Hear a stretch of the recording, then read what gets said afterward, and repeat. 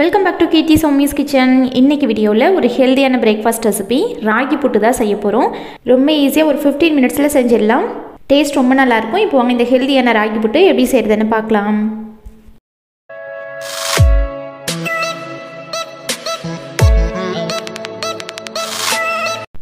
First புட்டு செய்கிறதுக்கு ராகி மாவு வறுத்துக்கலாம். ஸ்டவ் ஆன் பண்ணி பாத்திரம் வச்சுருக்கேன். இதில் இந்த கப்பில் 1 கப் ராகி மாவு எடுத்துக்கிறேன். மாவை நல்லா வறுத்துட்டு அதுக்கப்புறம் புட்டு செஞ்சோன்னா நல்லா சாஃப்டாக இருக்கும், சீக்கிரமாகவும் வெந்துடும். ஃப்ளேமை சிம்மில் வச்சுட்டு ஒரு 2 நிமிஷம் மாவு நல்லா வறுபட்டு வாசம் வரும். கையில் தொட்டு பார்த்திங்கன்னா நல்லா சூடாக இருக்கும், அந்த அளவுக்கு வறுத்துக்கலாம். ஃப்ளேம் அதிகமாக வச்சு கருகு விட்டுறக்கூடாது. இப்போ வேறு பாத்திரத்தில் மாற்றி வச்சுட்டு ஸ்டவ் ஆன் பண்ணி பாத்திரத்தில் இதே கப்பில் 2 கப் மாவு எடுத்தோம்ல, அதில் 2 கப் தண்ணி சேர்த்துட்டு ஒரு 1/4 டீஸ்பூன் உப்பு போட்டு இந்த தண்ணியை நல்லா கொதிக்க வச்சுக்கலாம். தண்ணி நல்லா கொதிச்சதுக்கப்புறமா நம்ம வறுத்து வச்சுருக்கோம்ல, அந்த மாவில் கொஞ்சம் கொஞ்சமாக கரண்டியில் ஊற்றி ஒரு ஃபோர்க் வச்சு இந்த மாதிரி மிக்ஸ் பண்ணி விட்டுக்கோங்க.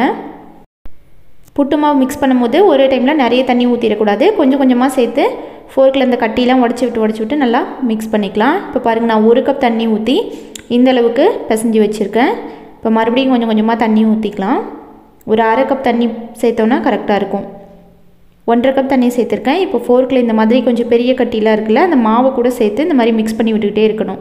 எல்லா கட்டியும் நல்லா தூளாக உடஞ்சி மாவு இந்த கன்சிஸ்டன்சிக்கு வரணும். மாவில் நல்லா ஈரப்பதம் இருக்கணும், ஆனால் ரொம்ப தண்ணி நிறைய ஊற்றிடக்கூடாது. இப்போ பாருங்கள், இந்த அளவுக்கு இருக்குது. இந்த குட்டி குட்டி கட்டியும் ஃபோர்க் வச்சு மிக்ஸ் பண்ணி விட்டோம்னா நல்லா உடஞ்சிரும்.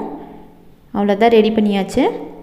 இந்த மாதிரி கையில் தொட்டு பார்த்தோன்னா நல்லா ஈரப்பதம் இருக்கணும் மாவில். இந்த மாதிரி பிடிச்சி உதுத்து விட்டோன்னா உதிரணும், அந்த அளவுக்கு ஈரப்பதம் இருந்தால் சரியாக இருக்கும். இப்போ இதை எடுத்து வச்சுட்டு புட்டு மேக்கரில் லைட்டாக ஆயில் அப்ளை பண்ணிக்கிறேன். உள்ளே தட்டு போட்டுட்டு நம்ம எடுக்கும் போது கொஞ்சம் ஈஸியாக வரும், சைட்லலாம் ஒட்டாமல் மாவு. அதனால் லைட்டாக அப்ளை பண்ணிக்கிட்டால் போதும். ஒரு 1/2 டீஸ்பூன் எண்ணெய் போட்டுட்டு அதுக்கப்புறமா தேங்காய் துருவல், இந்த ஸ்பூனில் ஒரு 3 ஸ்பூன் தேங்காய் துருவல் போட்டுட்டு அதுக்கப்புறம் இந்த கரண்டியில் ஒரு 3 கரண்டி ராகி மாவு நம்ம மிக்ஸ் பண்ணி வச்சுக்கிறோம்ல புட்டு மாவு, அதை போட்டுக்கிறேன்.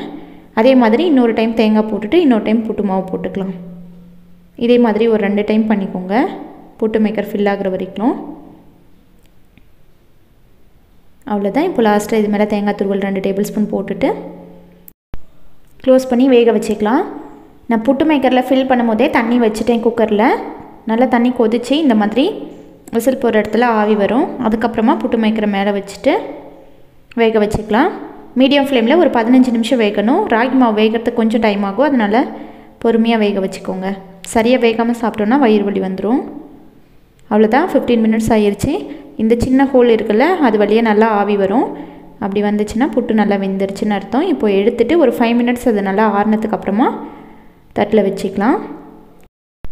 இந்த புட்டுக்கு எல்லா நான்வெஜ் கிரேவியுமே ரொம்ப நல்லாயிருக்கும் taste. Chicken gravy, mutton gravy, already நம்ம சேனலில் கடலைக்கறி ரெசிபியும் போட்டிருக்கோம். அதுவும் இந்த புட்டுக்கு ரொம்ப சூப்பராக இருக்கும் டேஸ்ட்டு. பார்க்காதவங்க பாருங்கள். இல்லைனா வெறும் நாட்டு சக்கரை வெல்லம் வச்சு சாப்பிட்டா கூட ரொம்ப நல்லாயிருக்கும். இந்த ரெசிபி நீங்களும் ட்ரை பண்ணி பாருங்கள். இந்த வீடியோ பிடிச்சிருந்துச்சுன்னா லைக் பண்ணுங்கள், ஷேர் பண்ணுங்கள். கீர்த்தி சௌமிஸ் கிச்சனை சப்ஸ்கிரைப் பண்ணுங்கள். தேங்க்ஸ் ஃபார் வாட்சிங்.